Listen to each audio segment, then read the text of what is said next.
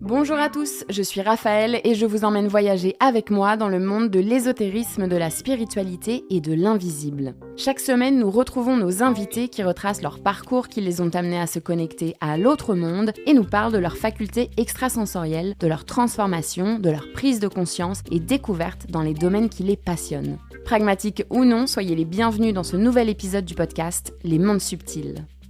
On se retrouve pour la suite de l'histoire du parcours initiatique de Tiffany, parcours incroyable. Elle nous raconte comment elle en est arrivée à faire ce qu'elle fait aujourd'hui dans ses accompagnements.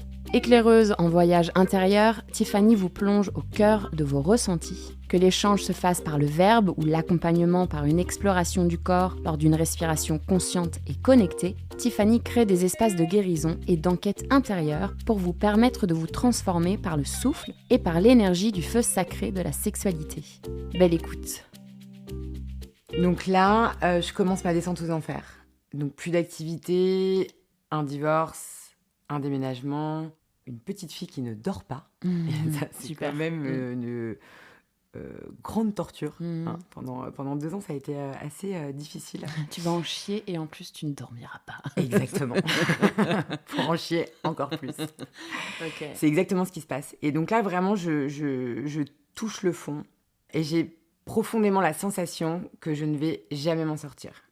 Donc, mais c'est le but de la nuit noire en même temps. Ouais, bien sûr. Tu la vivrais pas de la même manière. C'est vrai. En même temps que je traverse tout ça dans mon quotidien, j'ai quelque chose qui commence à se présenter, qui est l'écriture. Alors que bon, c'est pas un domaine qui m'attire pas particulièrement. Je suis dyslexique, donc ça m'est difficile, tu vois, de rédiger ou des choses comme ça. Donc, mais bon, je laisse les choses se faire. C'est plutôt doux au début. Mais voilà, certains mots commencent à venir et j'écris quelques proses d'ailleurs qui vont raconter les moments épineux de ma séparation, qui vont parler du cheminement que je vais vivre, de l'amour, de cette petite voix qui est en moi et qui commence à me parler d'autre chose. Et c'est pendant la nuit noire, en fait, ça ressort, quoi. L'envie d'écrire. Alors, non. Pendant la nuit noire, ce qui ressort, ce qui est très dur d'ailleurs, c'est que ma clairvoyance m'invite à revisiter tous les endroits où je n'ai pas été dans l'amour. Ok. Dans ta vie, quoi. Ouais.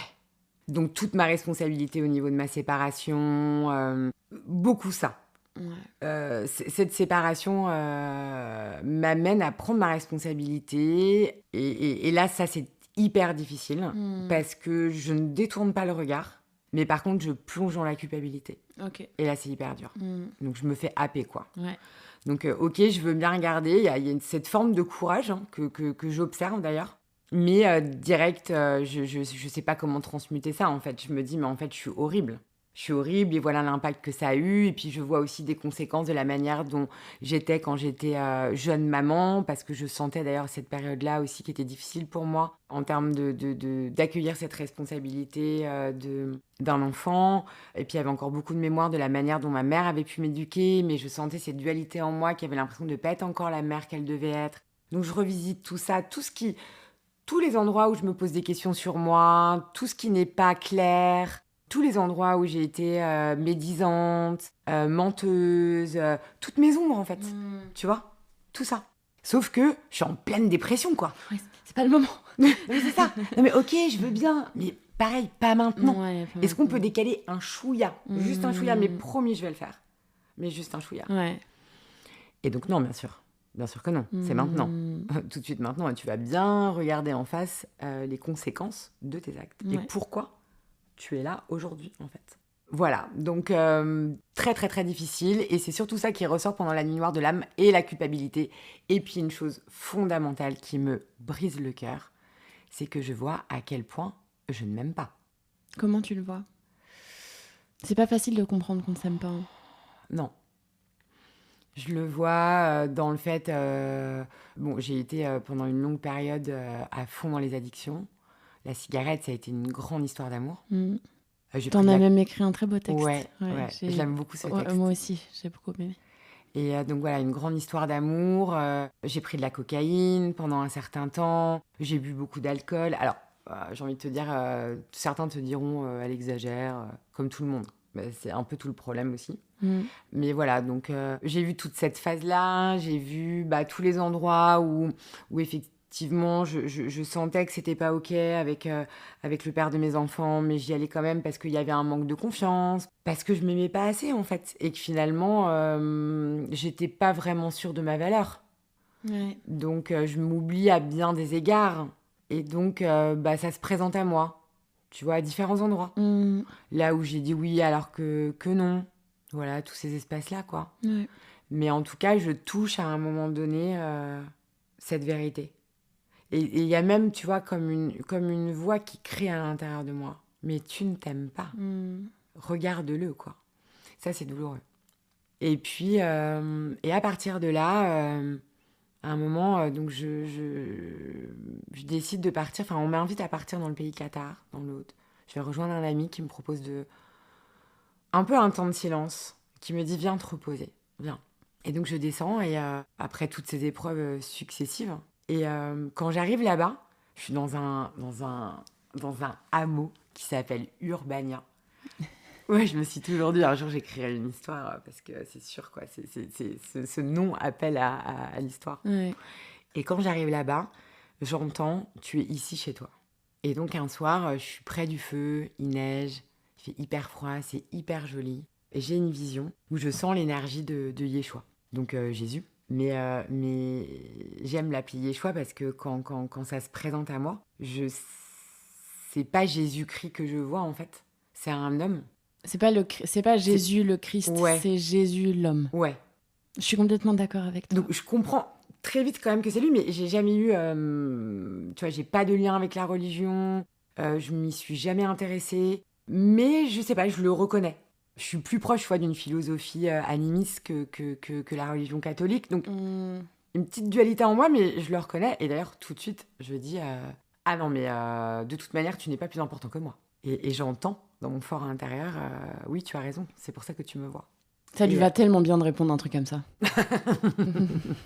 Et là, c'est encore un autre moment, c'est un point de bascule dans ma vie. Parce que je suis touchée au cœur.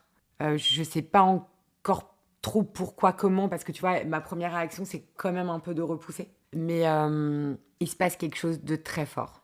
Et d'ailleurs, à partir de là, l'écriture s'impose. D'accord. Je commence à écrire une histoire pour enfants. C'est fluide, ça vient, ça commence, tu vois, à s'ancrer dans mon quotidien. Ouais. Et quelques temps plus tard, je repars au même endroit, enfin pas très loin, quelques villes à côté. Et je suis face au pic du Canigou, chez ce même ami qui est dans cette superbe maison qui est en face du pic du Canigou. Et juste au-dessus, il y a une petite chapelle. Et là, je suis là tranquillement et je sens l'énergie de Marie. Et j'ai une larme sur la joue gauche qui coule. Et je suis touchée par la grâce. Enfin, avant d'être touchée par la grâce, je plonge dans le désespoir de l'humanité. J'ai l'impression d'être dans les bas-fonds de notre souffrance, en fait. De notre souffrance collective. Ouais, à nous tous. Et je dis d'ailleurs, stop. Je n'ai pas le cœur assez grand. Et en même temps, arrive juste derrière, quoi, tu vois, qui commence à s'entremêler la grâce. Donc je suis touchée en plein cœur. Mais ça me fait me poser encore des questions. Qu'est-ce qui te fait te poser des questions ? De voir Marie, de ouais, connecter à cette souffrance de l'humanité, Ouais, c'est ça. C'est-à-dire que ces deux visages, je les connais pas en fait. Ils font pas partie de ma vie. Jésus, Marie, j'en ai entendu parler, j'ai pu réciter quelques prières quand j'étais petite. Mais même si je l'ai entendu à une époque, quand elle me dit tu pourras accepter ou refuser ce qu'on va te dire, mais je m'en rapproche pas. Et tu vois, en même temps, je pars dans le chamanisme, tu vois, donc on est un peu dans autre chose. Mais il y a quelque chose qui m'appelle et j'ai envie d'en apprendre davantage. Donc je lis les évangiles, canoniques, apocryphes. J'ai envie d'en savoir plus en fait sur leurs personnages et surtout Jésus que je prends en fait. Donc je connais pas trop son histoire au final. Hein. Mais je le prends pour un rebelle de la religion juive et des croyances de son temps. Et moi, le côté rebelle, j'adore. J'adore. Ça me parle, tu vois. Donc, je me détache de la religion catholique et je me dis, ok, tu vois, qui se crée à travers le culte de la résurrection. Et je me dis, ok, pourquoi pas m'aventurer dans son message, dans le message de cet homme. Oui, et en fait, tu t'intéressais à Yeshua et la vie de Yeshua. Tu t'intéressais pas C'est ça. au Christ. Voilà. Rendez-vous sur l'application Apple Podcast ou Spotify pour écouter l'intégralité des épisodes du podcast Les Mondes Subtils.